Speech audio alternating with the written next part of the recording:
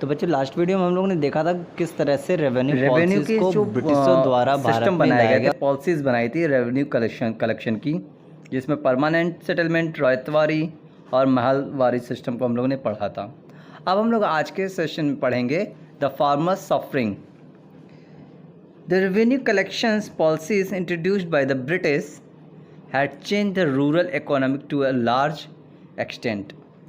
जो रेवेन्यू जो कर की व्यवस्था कंपनी ने की थी, उससे भारत के आर्थिक व्यवस्था में बहुत बड़ा प्रभाव पड़ा था।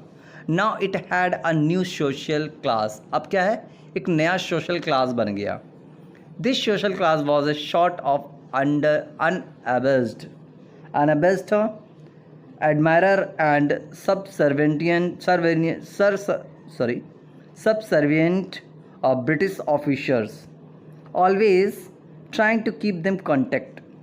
ये जो सोशल क्लास जो बना हुआ था, ये लापरवाह था और कंपनी के प्रति बहुत ही ईमानदार था और चापलूसी करता था।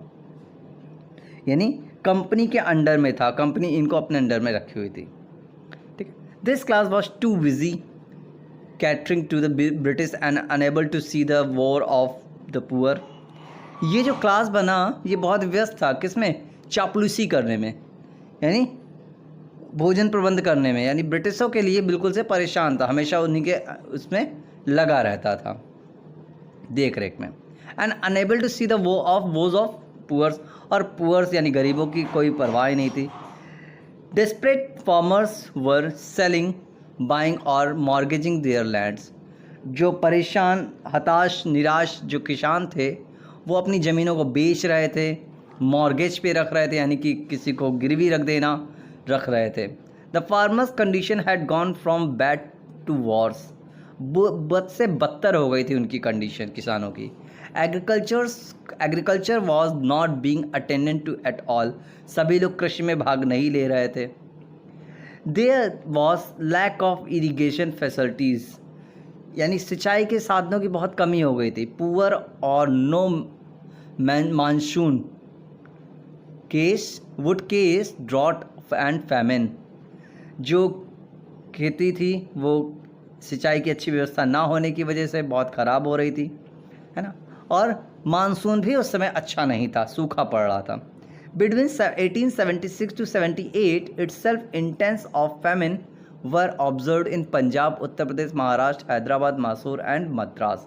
इस समय पूरे इन उत्तर प्रदेश, महाराष्ट्र, हैदराबाद, मैसूर एंड मद्रास से ये क्या थे, पूरी तरह से फेमिन्स हो रहे थे, यानी बहुत ज़्यादा इनमें तबाही का था, सूखा सा पड़ गया था।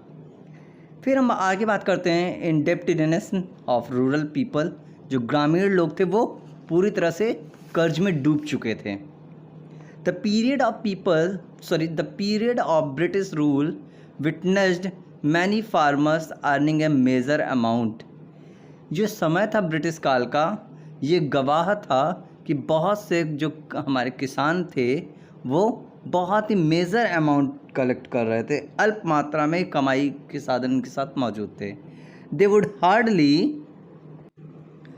Hardly spend any amount money on food and other tasks were left at limbo। ये बहुत ही मुश्किल से अपने खाने पीने की व्यवस्था कर पा रहे थे। The constant increase in demand and the amount of revenue, और उसमें डिमांड और रेवेन्यू लगातार बढ़ता जा रहा था। Failing of monsoon, causing poor produce and carrying out social responsibilities like celebrating festivals or marriages compelled the farmers to mortgage or sell a piece of their lands।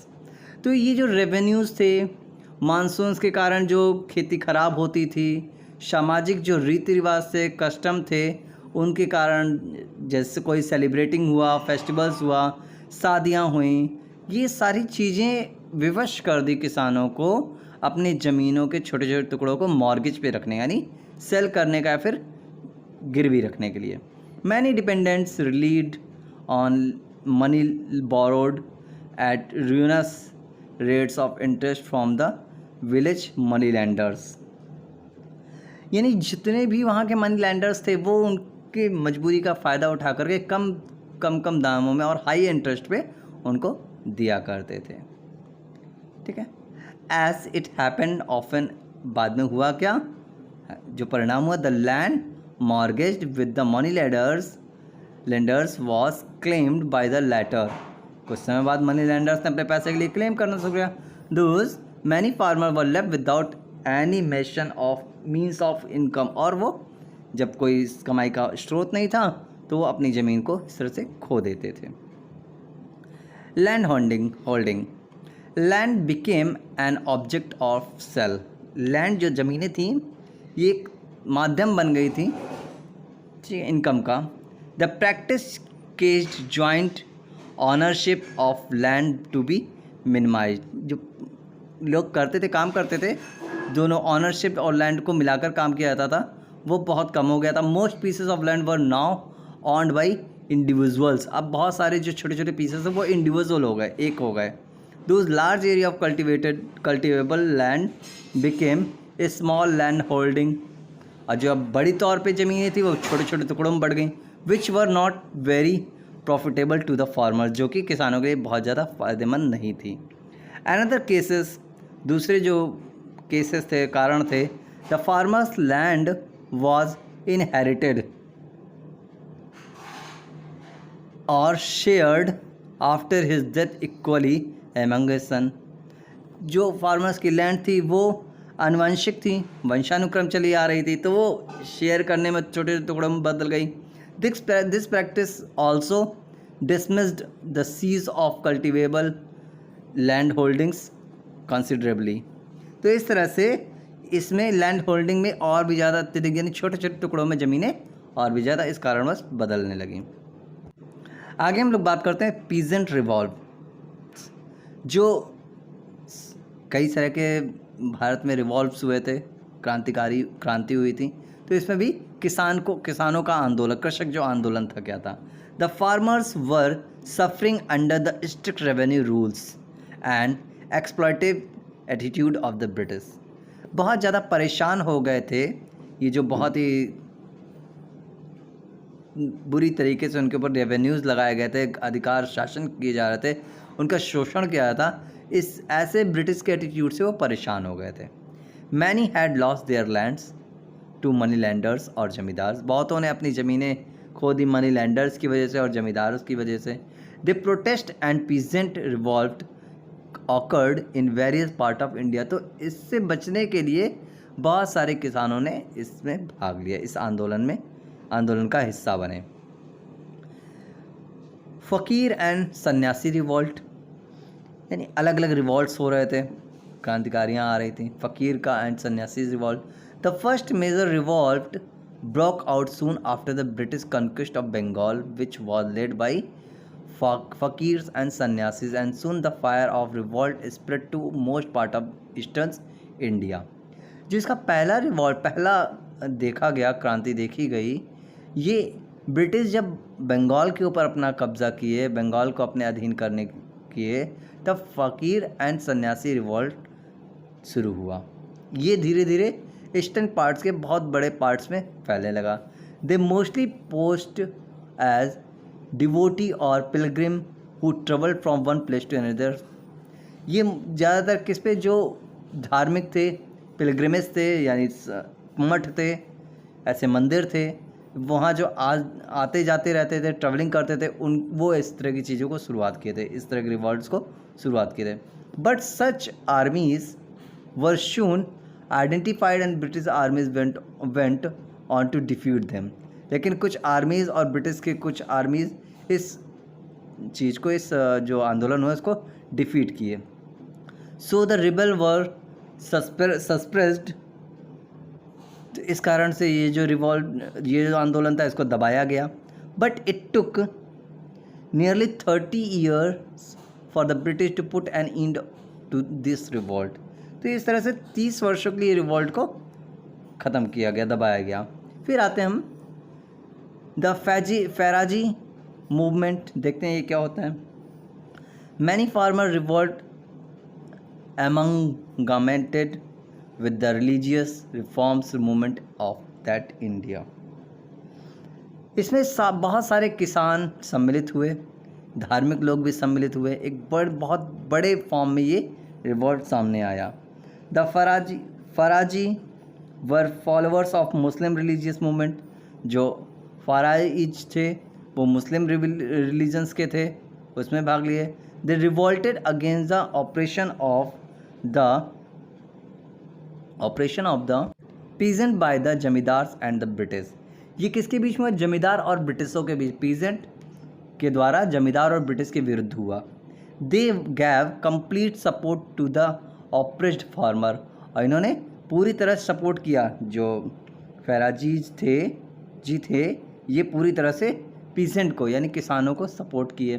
This revolt begin in 1838 at Barasat and went till 1848। ये revolt शुरू हुआ 1838 से और 48 तक ही चला। Its leader Daud Miyan led the revolt at Bengal and asked the farmer to refuse to pay land revenue and stop the cultivations of indigo। इसमें क्या हुआ? दाऊद मियान जो थे ये लीडिंग कर रहे थे इस पूरे रिवॉल्ट का एट बंगाल। कहाँ से? बंगाल से। उन्होंने पूछा किसानों से कि आप सब लोग रिफ्यूज़ कर दीजिए पैसे लेने से, जो रेवेन्यू देते हैं उसको रिफ्यूज़ कर दीजिए, ना दीजिए, और कल्टीवेशन यानी इंडिगो यानी नील की खेती को करना बंद कर दीजिए। 1/6 of Bengal's come under this revolt. 1/6 भाग जो था बंगाल का इस आंदोलन में आया। दूसरा रिवॉल्ट था वहाबी मूवमेंट। वहाबी मूवमेंट क्या था देखते हैं। Syed Ahmad of Bareilly had started the Wahabi movement. Syed Ahmad of Bareilly इन्होंने वहाबी मूवमेंट शुरू किया। The Wahabis were Muslim. ये एक मुस्लिम थे। Those they wanted to revive Islam and they made Persian as the court language instead of English। ये क्या चाहते थे कि इस्लाम को उठाया जाए और पर्शियन लैंग्वेज को कोर्ट में रखा जाए इंस्टीड ऑफ इंग्लिश, इंग्लिश की जगह पे। They were sad to be should see how English had become a prominent language and Persian was not receiving its due. ये देख रहे थे कि किस तरह से इंग्लिश जो लैंग्वेज है उसको मान्यता दी जा रही है लेकिन पर्शियन को नहीं मान्यता दी जा रही है। These ideas made the Muslim stand up against the British. ये जो तरीका था इससे मुस्लिम अगेंस्ट हुए ब्रिटिश के। आगे हम लोग देखते हैं कल्टीवेशन ऑफ कमर्शियल क्रॉप। अब धीरे धीरे कमर्शियल क्रॉप का कल्टीवेशन शुरू हो गया। Indian farmers were used to grow and sell cereal crops. भारतीय जो किसान थे वो अनाज की खेती करते थे, अनाज को ही उगाते और बेचते थे। By 19th century the farmers has started growing cash crop also called commercial crop. अब धीरे धीरे 19th सेंचुरी में उन्होंने कैश क्रॉप को उगाना शुरू किया। ठीक है, कैश क्रॉप को इन्होंने उगाना शुरू किया जिसको हम लोग कमर्शियल क्रॉप भी कहते हैं, व्यावसायिक फसलें। These crop included jute, indigo, oil seed, tea, sugar cane, cotton and coffee. इसमें ये क्रॉप शामिल थे। As the cash crop were utilized by the British as raw material. Cash crop में ब्रिटिश जो थे रॉ मटेरियल को utilize करते थे। They were the ones benefiting from cash crop cultivation in India. ये जो थी बहुत ही ज़्यादा फ़ायदेमंद कैश क्रॉप थी भारत में। Interiorly the Indian farmer had earned good money from this venture, but soon enough the drawback of the system and exploitative nature of the British came to the force। जो किसान थे इससे अच्छा खासा मुनाफा कमा रहे थे। किससे? ये कैश क्रॉप को उगा करके अच्छा खासा मुनाफा कमा रहे थे। ठीक है, और साहस कर रहे थे किसके प्रति? बट फ्रॉम दिस वेंचर, और बहुत ही साहसिक उत्साहित हो गए थे। बट सून, एक कुछ समय बाद, इनफ द ड्रॉबैक, एक जो ड्रॉबैक ऑफ द सिस्टम की तरफ से वो फिर से शोषण करने लगे। नेचर, अपने जो एक्सप्लोटिव नेचर था इनका, शोषण वाला नेचर था, स्वभाव था ब्रिटिश का, वो फिर से दबाव डालने लगे। सीरियल्स और food crop were not grow on a large scale. क्या कहे वो कि अनाज और जो फूड क्रॉप है उसको ना उगाया जाए, जो एक अच्छे लैंड पे उगाया जाता है वो ना उगाया जाए। As before so there was problem on the food front. अगर ऐसा ना होता किया जाएगा तो फिर एक बहुत बड़ी समस्या खाने की हो जाएगी। Food grain were in short supply, खानों की सप्लाई जो फूड ग्रेन थे, अनाजों की सप्लाई बहुत कम हो गई। दूस the farmer lost out on a lost of earning which made them very desperate and miserable. तो इस तरह से जब खाने की स्थिति बहुत ही गंभीर हो गई अनाज की, तो भारतीय जो थे बहुत ही ज़्यादा डिस्परेट हो गए थे, हताश हो गए थे और मिजरेबल हो गए थे, असहाय हो गए थे। This caused many farmer unite and stand up to protest. इस तरह से बहुत से किसान मिले और एक साथ खड़े होकर एक यूनिटी बनाए। Peasant revolt broke out in many part of India in 18th and 19th century. जो किसान का आंदोलन था ये 18th to 19th सेंचुरी में ख़त्म हो गया। अब यहाँ हम देखते हैं land holdings were fragmented into small pieces of land. क्या ये सही है? बिल्कुल, it's true. Tea, coffee and indigo were food crop. No, it's not a food crop, it's a cash crop. Famine occurred only in Bengal. नहीं, only in Bengal में नहीं, उत्तर प्रदेश, पंजाब, इन जगहों पर ये हुआ था। ठीक है, उत्तर प्रदेश, पंजाब, महाराष्ट्र, हैदराबाद, मैसूर और मद्रास में हुआ था, सिर्फ बंगाल में नहीं हुआ था। तो ये भी आपका गलत होगा। Under British rule the farmers earn large income. बिल्कुल नहीं, इनकम उनकी बिल्कुल ख़त्म हो गई थी। Indigo plantation were started in 18th century. क्या 18th सेंचुरी में स्टार्ट हुआ था? तो आप देख सकते हैं 19th century to 18 to 19th century में ही स्टार्ट हुआ था। बिल्कुल सही है। Syed Ahmad of Bareilly tried to suppressed indigo plantations. क्या कह रहे हैं? ये क्या कह रहे थे? इंडिगो प्लांटेशंस के लिए क्या कर रहे थे ये? तो ये नहीं था, ऐसा नहीं हो रहा था। ठीक है, आगे हम लोग चलते हैं। द इंडिगो रेबलियन, जो नील क्रांति थी, इनको नील क्रांति हिंदी में बोलते हैं हम लोग। The indigo rebellions 1859 to 61 was one of the greatest struggle against the British colonial power in the 18th century। 18वीं सदी में एक बहुत बड़ा विद्रोह था ब्रिटिश के, अंग्रेजों के विरुद्ध। With emergence of industrial revolution in Europe, जब यूरोप में औद्योगिक क्रांति चल रही थी। Cotton industries were flourished in Britain tremendously. Cotton की जो चीज़ें थी बहुत ज़्यादा ब्रिटेन में उनकी मांग हो रही थी और डिमांडेड थी। इंडिगो हेरेबल, बहुत ज़्यादा हो रही थी कॉटन इंडस्ट्रीज़ की सिस्टम वहाँ बहुत ज़्यादा होता। इंडिगो क्या था? नील क्या था? हर्बल प्रोडक्ट, ये एक औषधीय था, हर्बल प्रोडक्ट था, यानी पेड़ पौधों से निकला था। Was the essential ingredient to give required brightness to cotton product. ये इंडिगो से क्या, नील क्या था? हम कॉटन के क्लॉथ्स में बहुत अच्छा ब्राइटनेस लाता था। The colonial British made India the supplier of raw material. तो ब्रिटिशों ने क्या किया? इंडिया को सप्लायर बना दिया रॉ मटेरियल का, फॉर देयर मील्स, अपने कारखानों के लिए। And factories by destroying our cottage industries, और कॉटेज इंडस्ट्रीज में इसको और ज़्यादा बढ़ावा देते रहे। और कॉटेज इंडस्ट्रीज़ को क्या किया? कॉटेज को इंडस्ट्रीज़ को ख़त्म किया इन्होंने, और इनको थोक भारत से नील जाने लगा। आगे देखते हैं हम लोग। तो हम लोग ने देखा किस तरह से नील की खेती के लिए उन्होंने, ब्रिटिशों ने कितना ज़्यादा काम किया भारत में। During the latter part of 18th century, यानी कुछ पार्ट्स 18th सेंचुरी के अंत में, बीच में, स्टार्टिंग में और मिड पार्ट में, indigo plantation was started in Bengal. कहाँ पे स्टार्ट किया गया? बंगाल में। मिड सेशन में बंगाल में स्टार्ट किया गया। द इंडिगो नील agitations of Bengal in 1859 to 60 one of the largest farmer agitation of modern time. ये सबसे बड़ा एजिटेशंस था कहाँ के लिए? तो ये क्या था? नील आंदोलन था जब बंगाल में इन 1859 to 60 one of the largest farmer agitation. ये बहुत बड़ा किसानों का आंदोलन था ऑफ द मॉडर्न टाइम्स, आधुनिक समय में। यूरोपियंस फार्मर्स, जो यूरोप के फार्मर थे, had a monopoly over Indigo farming. इनको ये अपना एकाधिकार समझते थे इंडिगो फार्मिंग में।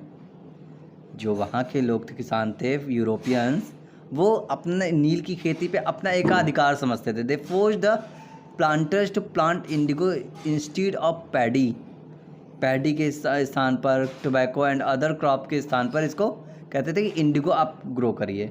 To achieve their means they use to brutally suppress the farmers, यानी बहुत बुरी तरीके से इनके ऊपर प्रभाव डालते थे कि आप इस खेती को करिए।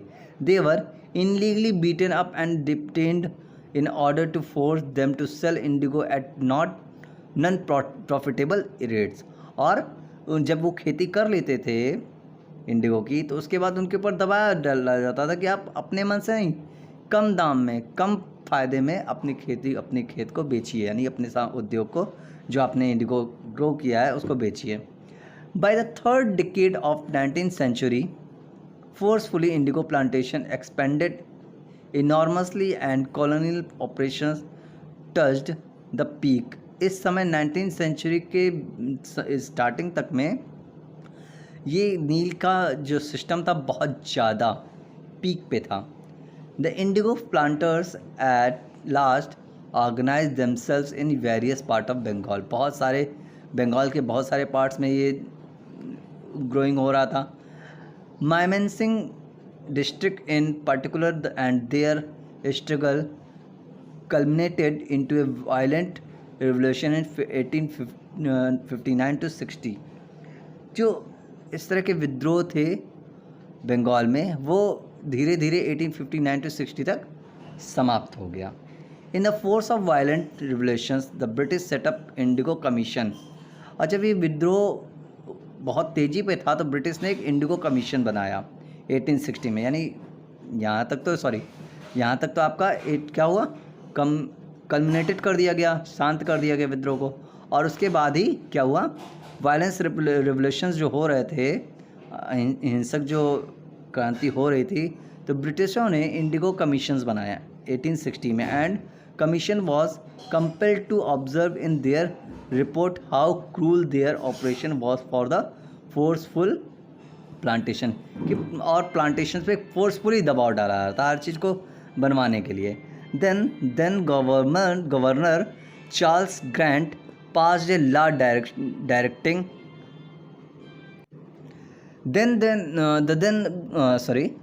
Then governor Charles Grant pass a law, एक लॉ पास किया गया directing not to force indigo plantation upon the planters against their will, यानी उनकी इच्छा के बिना अब वो कोई भी किसान की इच्छा के बिना उनसे ज़बरदस्ती नहीं की जा सकती थी।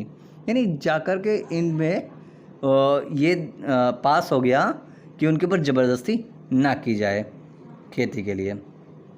Case study condition of farming during the British era, कैसी स्थिति थी ब्रिटिशों के समय में, किसकी, फार्मर की। The farmer faced the pathetic condition during the British era, यानी बहुत ही दयनीय स्थिति थी उनकी ब्रिटिश एरा में किसानों की। Due to the high revenue rates the farmer had very less to eat and failure of crops and social customs made the peasant to sell their land और borrow money from the village money leaders. That's why they have to borrow money from the money lenders and mortgage their land. ठीक है, अपनी ज़मीनों को वहाँ पे रख देते थे, गिरवी रख देते थे किसानों मनी लैंडर्स के पास, जमींदारों के पास, कंपनी के पास, और उससे उस जो पैसे छोटे मोटे मिलते थे उससे अपने घर की सारी चीज़ें, कस्टम, रीति रिवाज, शादी ब्याह करते थे। Farmer were attach to their land, therefore they decided to borrow money rather than sell the land. या फिर वो फिर जब अटैच करते थे अपनी लैंड को उनके साथ, तो वो या फिर वो विवश हो जाते थे या फिर बेचते थे या फिर उसको पैसा चुकाते थे।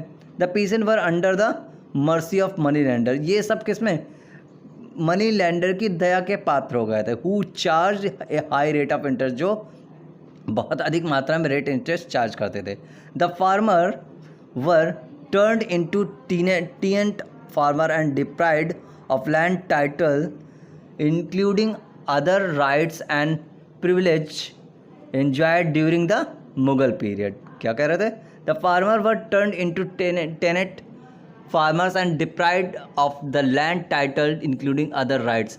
ये समय सारी चीज़ें खो चुके थे। Privileges enjoyed during the Mughal period, जो मुगल पीरियड में अच्छे से रह रहे थे। The peasantry was subject to deprivations of his share in produce from land and relegated to object poverty. तो इस तरह से गरीबी बहुत ज़्यादा हो गई थी. This revenue system accounted for 57% of cultivated area in the country. इस तरह से 57% जो कंट्री की लैंड थी वो कल्टिवेटेड थी. The flood commissions inquiring the reasons of the Great Bengal famine in 1943 recommended the abolition of intermediaries on land interest to British government. तो इस तरह से क्या ब्रिटिश गवर्नमेंट के समय जो भी चीज़ें पारित हो रही थी वो सारी चीज़ किसानों के विरुद्ध में थी. तो इसी तरह से कह सकते हैं हम कि अंग्रेज़ों के समय में भारतीय किसान की स्थिति बहुत ही दयनीय हो गई थी. चलिए हम लोग बात करते हैं एक्सरसाइज की. The permanent settlement act of 1793 was introduced by in Bengal. ये बंगाल में हुआ था. कहाँ हुआ था बच्चों? ये बंगाल में हुआ था. आपका ये बंगाल ऑप्शन सही होगा. दूसरा है revenue in the ryotwari system was fixed for a period of 30 years. ये आपका 30 ईयर्स के लिए फिक्स्ड हो गया था. तीसरा है आपका the first major revolt after the British conquest of Bengal was led by peasant and क्या होगा इसका? Peasant and land lords. Next आपका क्वेश्चन है blue mutiny in 1861 in Bengal is related to forcible cultivation of indigo. तो ये Indigo के लिए हुआ था. नेक्स्ट है आपका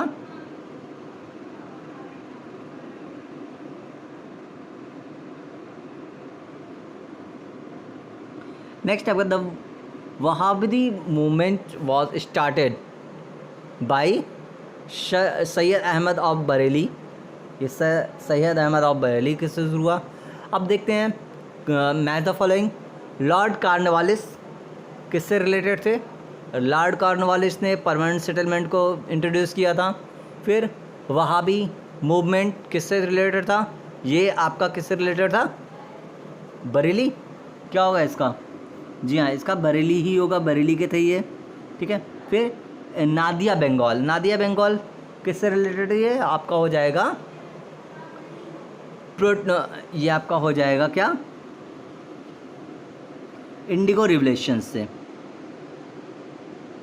ठीक है. फिर है मोपला पीजेंट रिवॉल्ट. ये कहाँ से आपका? ये था आपका ए हो जाएगा आपका इसका प्रोटेस्ट इन मालाबार कॉस्ट. फिर आपका चोर रिवोल्ट था आपका. ये किससे संबंधित था आपका? ये बिहार से संबंधित था. फिर आपका लास्ट है तो ये आपका सारा हो गया महल आपका क्या था? 6. महलवारी से आपका 6 था. तो यहाँ पे एक गलत हो गया आपका. देखते हैं क्या है. ये आपका ये नहीं रहेगा. ठीक है. ये आपका इंडिगो रिवोल्यूशन किससे था संबंधित? ये नादिया से था. ये आपका नादिया से था. ठीक है. ये आपका नादिया से था. तो ये आपके ये हो गए. आगे हम लोग देखते हैं.